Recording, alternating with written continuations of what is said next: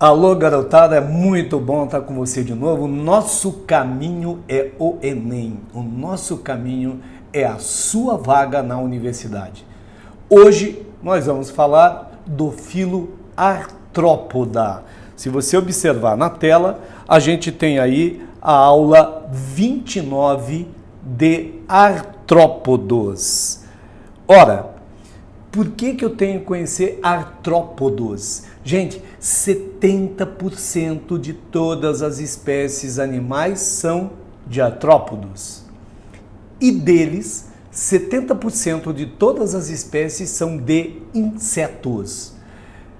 Verifique as reportagens, verifique jornais, telejornais, leia bastante sobre a ação do homem e você vai ver que é exatamente contra os insetos são os animais com os quais o homem mais arruma confusão, mais briga. Por outro lado, animais que nós usamos bastante também a nosso favor. Por quê? Porque são os animais que melhor se adaptaram à Terra, são os donos do planeta. Sempre que te perguntarem o planeta Terra é de que tipo de animal, responda sem medo de errar. Esse planeta Terra é o planeta dos insetos. São eles, repito, os animais que melhor se adaptaram à Terra e tomaram praticamente todos os hábitats possíveis.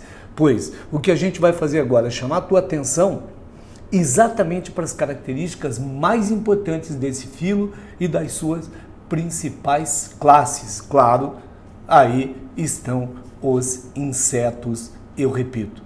Vamos lá, vamos para a telinha que eu vou chamar a tua atenção para alguns dados muito importantes. Primeiro deles, características gerais do corpo. Gente, artros quer dizer articulação. E podos significa pés ou patas. Ora, a característica principal, então, que surge nos artrópodes em relação a todos os animais anteriores é exatamente o surgimento das patas articuladas. Esse movimento aqui, ó, isso é a articulação. Olha a riqueza que se ganha no mundo animal com o movimento articulado, coisa que até agora não existia. Tá? Então, a articulação é o que dá nome ao grupo, patas articuladas. Logo, é uma característica que você jamais esquecerá. Por outro lado, são animais metamerizados. O que quer dizer metamerizado? O corpo é dividido em anéisinhos, parecido com a minhoca que a gente já estudou lá nos anelídeos. Tanto é que tem o nome de anelídeo, o corpo está dividido em anéis. Agora você verifica na tela e anota aí, ó, corpo metamerizado. É claro que isso não representa uma novidade, mas é uma característica importante. Então o corpo é dividido em anéis, esses segmentos ou anéis nem sempre ficam muito evidentes, porque aí tem outra característica que eu quero que você guarde bastante. Os artrópodos apresentam o corpo, então a fusão desses anéis e o corpo dividido em 3 partes básicas, que são cabeça, tórax e abdômen. Agora você vai anotar aí que eu vou sublinhar para você. Ó, a divisão do corpo. Esse dado é extremamente importante. Cabeça, tórax e abdômen. Das características embrionárias, você vê, eles são triblásticos. 3 folhetos embrionários, celomados. Mas você lembra que eu te chamei a tua atenção em aula anterior? Que a partir dos anelídeos, todos os animais são triblásticos e celomados. Apresentam uma cavidade revestida por um tecido derivado da mesoderme, que é o tecido folheto embrionário. E você nota mais, esquizocélicos. É o tipo de celomação. Esse é o tipo de celoma, nem sempre é cobrado esse dado. Agora, a origem da boca são protostômios. Estoma quer dizer boca, proto, primitivo. Na verdade, a boca deriva do blastóporo, que é a boca primitiva do embrião. Mas tem só 2 filos que não tem protostomia. Então você guarda que quem tem boca, a maioria é protostômio. Aquela boca, lá formada na etapa embrionária, continua, chamada blastóporo. Então, repito, a boca deriva do blastóporo, que é a boca primitiva do embrião. Hiponeuros e simetria bilateral. O que significa isso? Hipo abaixo, sob, não sobre, sob. Quer dizer que o tubo nervoso passa abaixo do tubo digestório. É como se a gente tivesse a medula espinhal colocada aqui na frente do sistema digestório, na frente do seu estômago, do seu intestino, enfim. Ok? E simetria bilateral, o corpo é dividido em duas partes iguais e opostas. É claro que a simetria é uma característica exclusivamente externa, não é anatômica, não é interna. Agora, uma outra coisa fantasticamente importante que tem aqui é o esqueleto. Os artrópodos apresentam um exoesqueleto. Exo quer dizer externo. Um exoesqueleto de quitina. Quitina é um polissacarídeo que também tem na parede celular lá dos fungos, né? Então veja, serve para proteção do corpo, porque é um esqueleto externo, uma carapaça externa. Como eles dominaram o ambiente terrestre, evita a desidratação, além da sustentação do corpo, como da musculatura, pela primeira vez uma musculatura estriada, por isso é a base de inserção da musculatura. Então você vai guardar outro dado importante. Cabeça, tórax e abdômen, né, apresentam a articulação e apresentam um esqueleto externo. Agora, imagina você que você cresça no interior de uma armadura. Você cresce e a armadura não. Aí você concluiu, né? Vai chegar uma hora que eu vou entupir lá dentro. Pois a mesma coisa acontece com os artrópodos. Por isso, de tempos em tempos, eles trocam esse esqueleto. É produzida uma enzima que abre o esqueleto velho, eles abandonam o esqueleto velho, crescem e secretam um novo que também, em contato com ar, vai endurecer. Passa um tempo aí, troca o esqueleto, passa por outro período de crescimento. Essa troca periódica de esqueleto chama muda ou ecdise. É outro dado que você vai guardar. Muda ou ecdise é a troca periódica do exoesqueleto. A circulação desses animais é aberta ou lacunar. Eles têm um coração dorsal, vasos e hemocélies. O que são essas hemocélies? São lacunas do celoma. E o que é isso, professor Geraldo? Celoma é uma cavidade. Então quer dizer que uma parte do material circulante correspondente ao nosso sangue, esse material circulante neles nós chamamos de hemolinfa, ainda não chamamos tecnicamente de sangue. Ele corre por dentro de vasos uma parte ele espalha nessas lacunas. É claro que torna o processo bastante ineficiente perto do da gente, que o nosso humano ele é fechado. O sangue trafega o tempo todo pelo interior de vasos e não sai. Então ele sai e tem que voltar.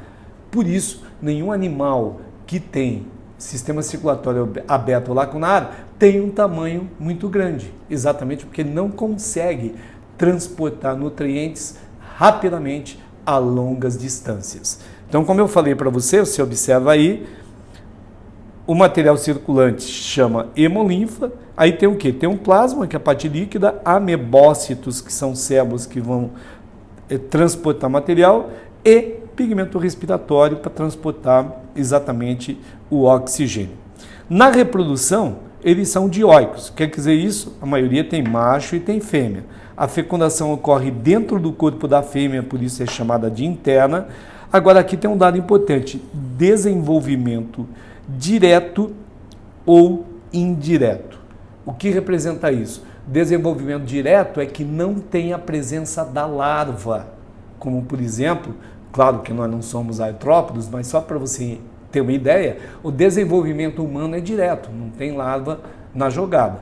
Já o desenvolvimento indireto ocorre com a presença da larva. É claro que a maioria dos insetos apresenta larva, e você sabe que para a agricultura, quando a gente faz a monocultura, essas larvas podem devorar plantações inteiras. Por quê? Porque a larva precisa comer muito, armazenar muita energia para poder fazer a metamorfose e se transformar num adulto. Esse processo de transformação da larva num adulto é o que a gente chama exatamente de metamorfose.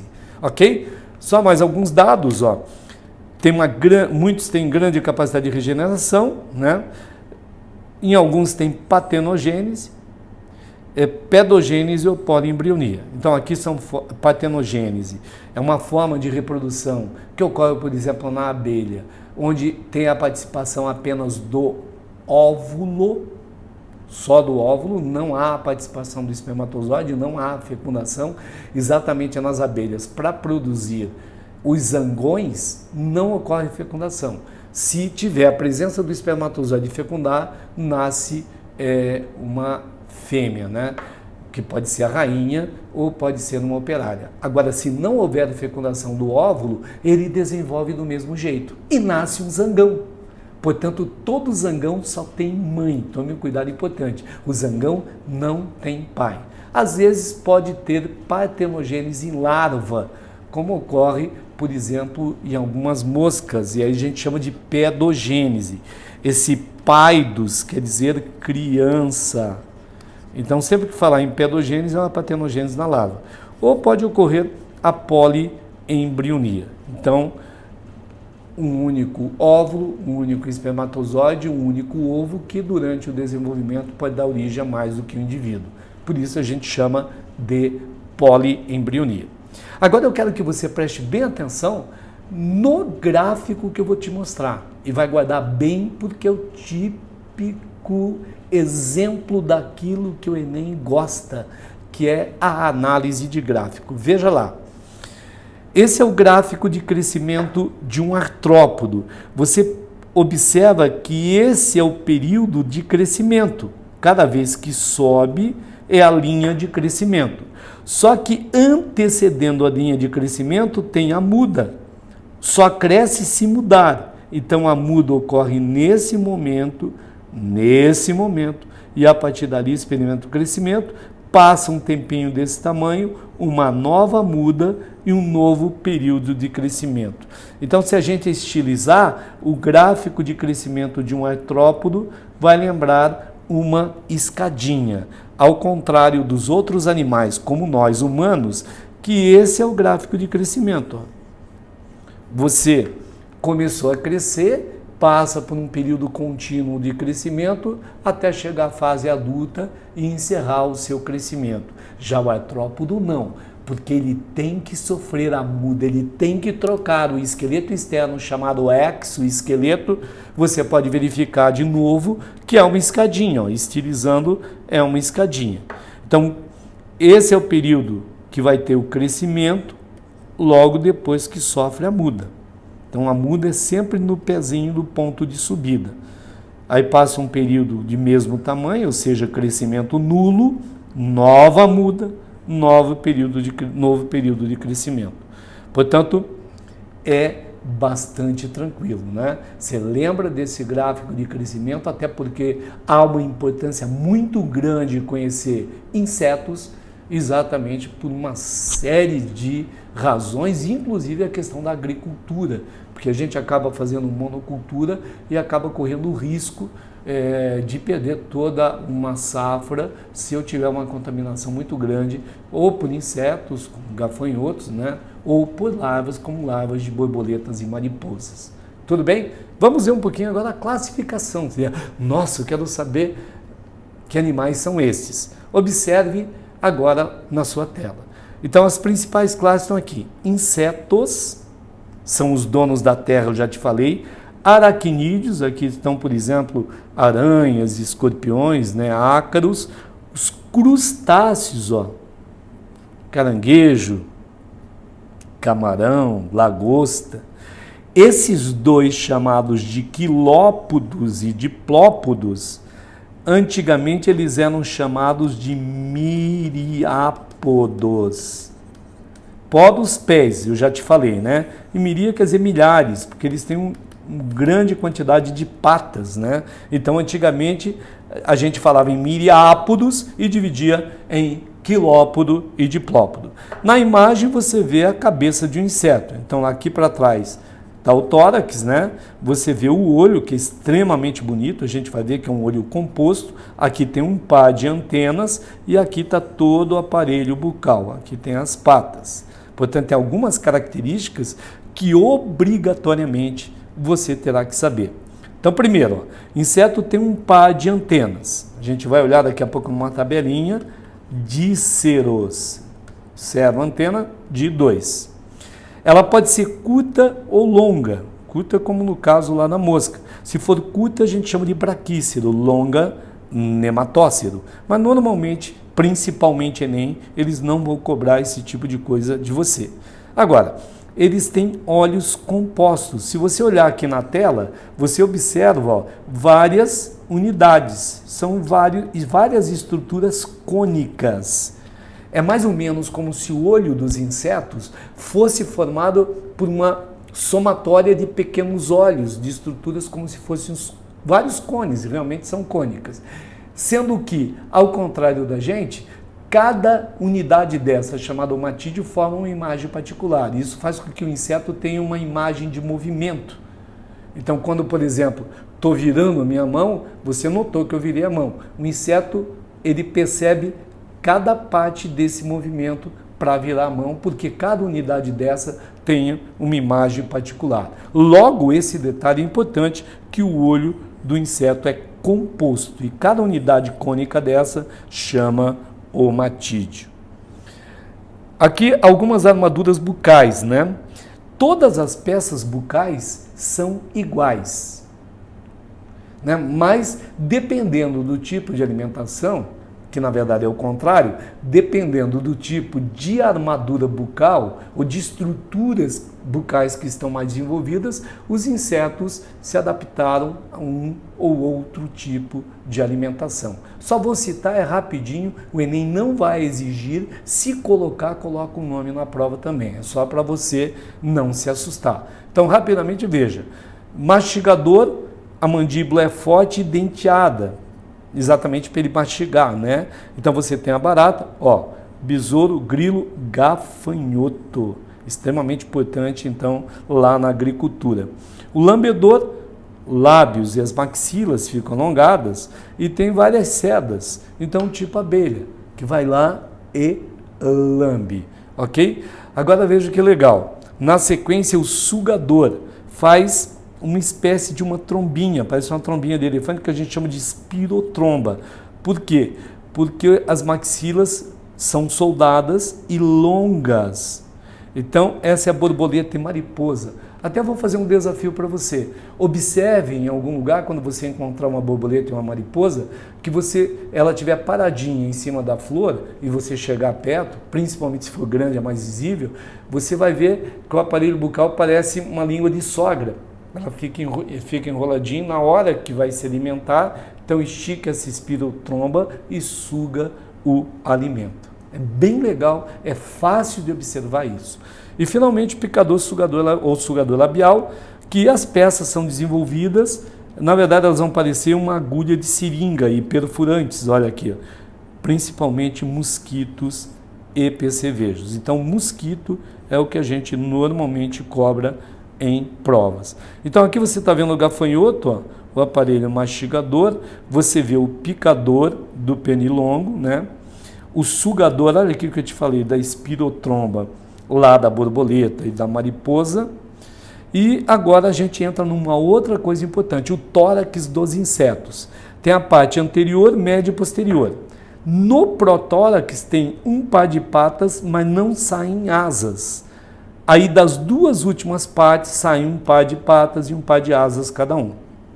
Agora, quanto às asas, os insetos podem não ter asas, com uma traça, a gente chama de áptero. Pteron é a asa, né? A, uma negação. Sempre tiver A na frente, é uma negação. Se tiverem duas asas desenvolvidas, como no caso da mosca, né? Dos mosquitos, a gente chama de dípteros. Se for no caso da borboleta, por exemplo, dos besouros, que tem dois pares de asas desenvolvidos, a gente chama de tetrápteros. Só que aqui eu quero chamar a tua atenção para um detalhe. Então aqui tem alguns ápteros, né? Traça, pulgão, pulga, formiga, imagina pulga voando, né? Díptero, mosca e mosquito, tetráptero, besouro e borboleta, como eu te falei. Olha aqui que legal, balancins ou halteres, só uma curiosidade para você também. Na verdade, quem tem um par de asas com uma mosca, o segundo par de asas está atrofiado. Então ela usa um para voar e o atrofiadinho fica para equilibrar durante o voo. Portanto, potencialmente todo díptero, na prática, é também um tetráptero, só que o segundo par de asas não está desenvolvido. Um dado que já caiu no Enem algumas vezes, porque tem um interesse grande econômico para a gente, é o desenvolvimento dos insetos.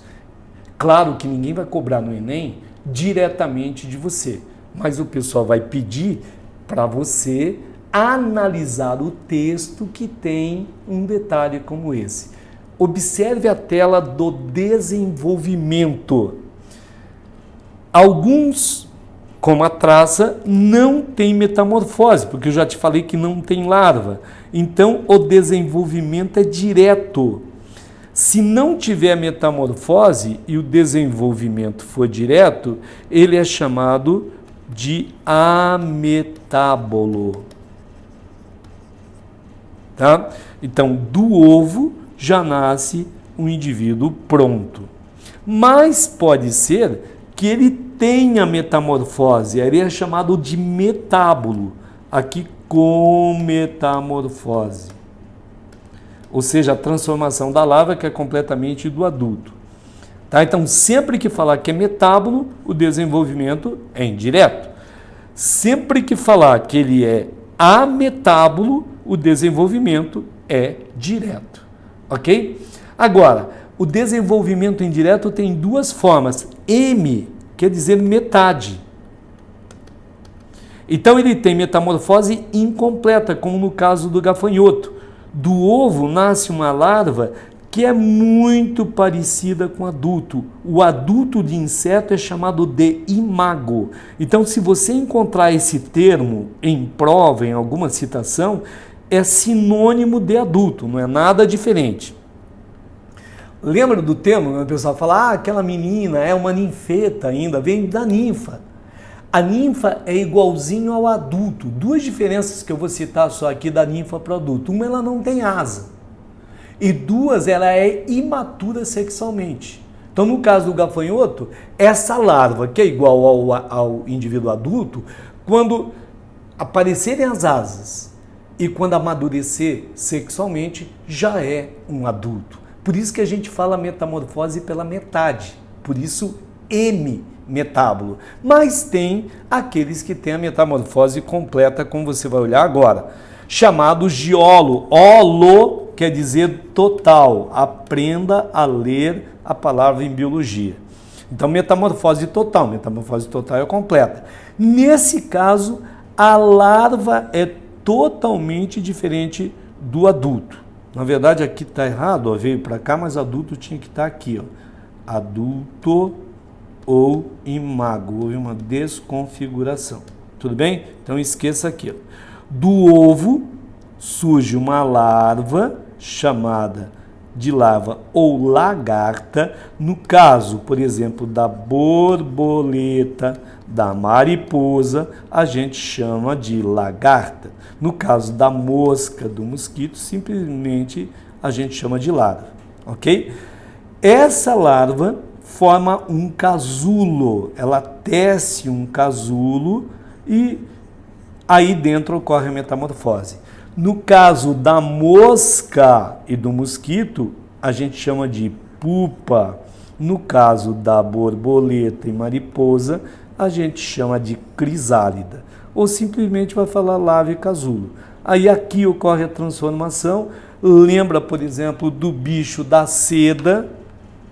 O que é a seda? A seda é o casulo que é tecido pela lagarta para que ocorra a metamorfose final. Então, quando vira uma crisálida, quando forma um casulo, o pessoal vai lá, coloca na água quente, mata a larva e tira o fio da seda.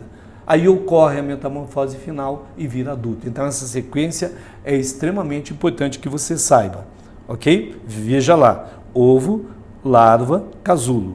ou lagarta, pupa ou crisálida. Então aqui você tem toda a sequência. Aqui o direto, né, a metábulo.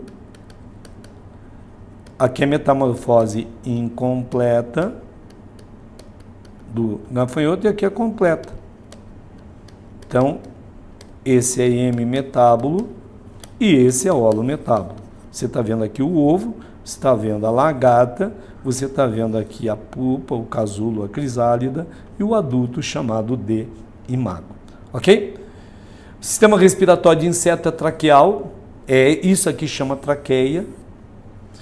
Eu preciso te contar isso, é extremamente importante porque a traqueia, ela tem uma série de tubos que levam oxigênio diretamente nos tecidos. Então, inseto não tem pigmento respiratório, ele não precisa, pela hemolinfa, ou seja, entre aspas, pelo sangue, carregar o pigmento respiratório. Ele vai direto através da traqueia para as células.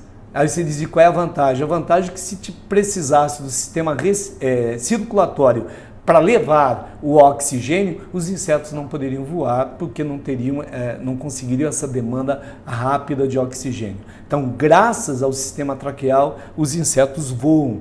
Por isso, falar em traqueia é extremamente importante. Sistema excretório, túbulos de Malpighi, são tubinhos que lançam diretamente no intestino e o material excretado é eliminado com as fezes. É muito semelhante às aves. O que tem em comum entre inseto e ave? Os dois voam. Os dois eliminam principalmente ácido úrico junto das fezes. Ok? Aqui você tem alguns insetos importantes para a saúde, não a Aedes aegypti, né, transmissão da dengue, febre amarela e elefantíase, o anófilis, que é o transmissor da malária, né, o culex também é elefantíase, a glossina, doença do sono, mas é mais lá na África, a mosca para transmitir um monte de coisas, né, e aí você tem a pulga, o chato, o barbeiro, que transmite a doença de Chagas, é importante, e o bicho de pé. Mas vamos continuar, aqui tem algumas ordens, principalmente a Orthoptera, que inclui aqui os gafanhotos, grilos, hoje a barata já está noutra ordem diferente. Hemiptera, por causa dos percevejos, aqui está o barbeiro transmissor do agente causador da doença de Chagas, os besouros são coleópteros, as borboletas são lepidópteras e mosca e mosquito díptera. E aí você lembra que a abelha é himenóptera. Aqui estão as principais ordens, você não tem que decorar. Se cair, ela será citada no caso do Enem para você trabalhar a ordem. E rapidamente eu vou mostrar para vocês a comparação das classes, que é o que você vai ter que guardar. Então, número de patas, insetos sempre tem 3 pares, por isso hexa 6 patas. Os aracnídeos têm 4 pares, aranha e escorpião são octópodos, 8 patas, e o número de crustáceos é variável. Normalmente o pessoal chama de decápoda, porque a maioria aí tem 10 patas, ou 5 pares de patas. Divisão do corpo, a cabeça, tórax e abdômen. Aqui nesses dois, a cabeça e o tórax fusionam e formam uma única peça chamada cefalotórax. Então aqui tem realmente os 3, aqui tem 2. Asas, ou não tem áptero, 2 díptero ou 4, 2 pares tetráptero.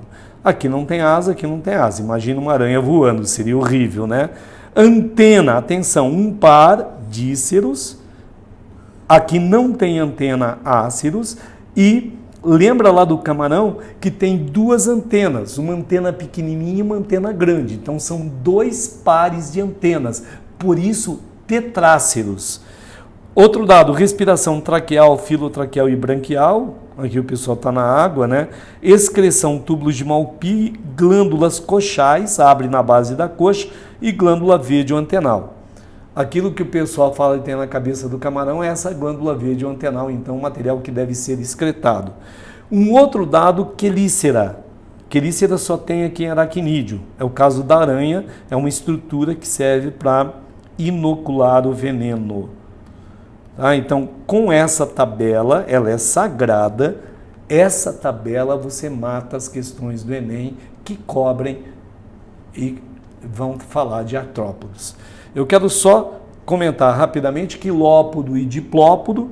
Você vê os dois, que era chamado de miriápodos, ó, quilópodo, um par de patas por segmento. Você não vai confundir, porque diplo quer dizer dois pares de patas por segmento. Outro dado que é importante, além daqui ter antena longa e curta, é que aqui tem veneno e aqui não tem veneno. Por isso aqui fede, ó, glândula repugnatória. Quem tem veneno se defende e ataca com veneno. Quem não tem se defende fedendo. Então, por isso que eles eliminam uma substância que causa mau cheiro. Outro dado importante é aqui, cabeça e tronco, cabeça, tórax e abdômen. Quem é quilópodo? A lacraia ou a centopeia. Diplópodo, o piolho de cobra, chamado também de emboá ou gongolô. Está aqui, ó. A centopeia, você vê um par de patas por segmento, e o piolho de cobra, você vê quanta pata tem, né? Por isso miriápodo, milhares de patas. Então tem 2 pares de patas por segmento. Ok? Eu vou te dar uma canjinha. Vou só falar rapidamente aqui 2 minutinhos dos equinodermos, que não estava nem previsto a gente trabalhar, mas é bom se saber tudo. Equinós quer dizer espinho. Equinós é espinho. E dermo, pele, animais que têm espinho na pele. Quem são os equinodermos? Estrela do mar, ouriço do mar, pepino do mar. Ouriço do mar. Todos esses animais que têm do mar acabam sendo equinodermos. E eles vivem, cuidado, exclusivamente no mar. Não tem fora do mar. Então aqui eu quero te chamar a atenção. O triblástico celomado enterocérico é igual a acordados. Então se te perguntarem quais são os invertebrados mais próximos de nós, os cordados, são os equinodermos. A simetria bilateral é só na larva, o adulto, lembra que é radial, ó, exclusivamente marinhos, espinho na pele, é o que dá nome ao grupo, né? Eles podem viver, ter vida livre ou fixos em alguma coisa sólida que a gente chama de substrato. Aqui não tem parasitismo, ó, bentônico, que vive no fundo do mar, tá? Bentons quer dizer fundo. Então, a presença do espinho, já falei.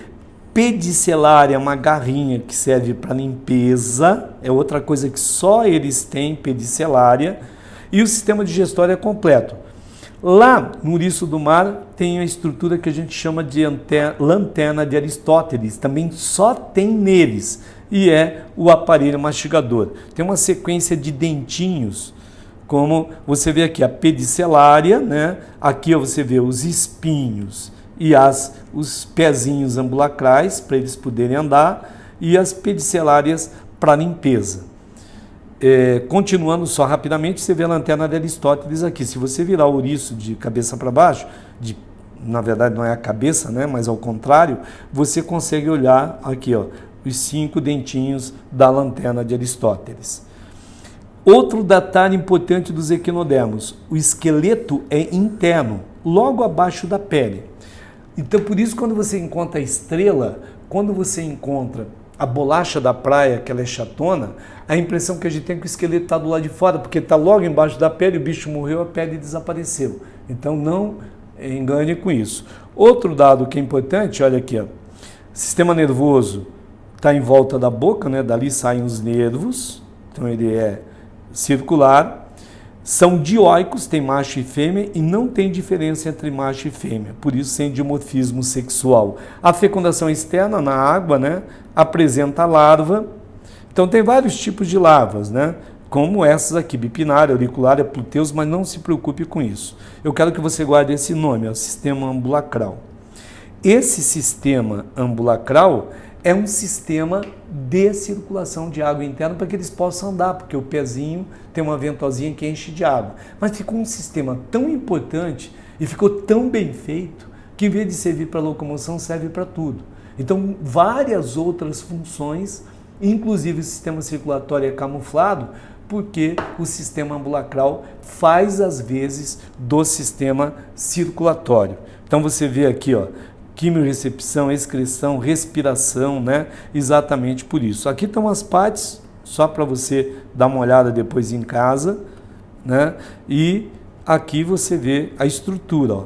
tem essa plaquinha chamada madrepórica, a água entra por aqui, pega nesse canal circular e vai nos canais por dentro dos braços da estrela, por exemplo. E aí cai nesses pezinhos, e aqui estão os pezinhos. Ó. A água entra, é impulsionada para fora e abre a ventosinha. Então, sempre que abre a ventosinha, ele fixa, ok? A classificação, ó, asteroideia, estrela do mar, equinorideia, do ouriço do mar, holotúria é o pepino do mar, crinoideia, o lírio do mar e ofiuroideia, a serpente do mar. Tudo bem, gente? Aqui nós acabamos o grande grupo dos invertebrados. Próxima aula é um barato que a gente vai falar as principais características dos cordados. Então lembra, estude, faça um monte de exercícios. O Enem é seu, a vaga é sua. Até a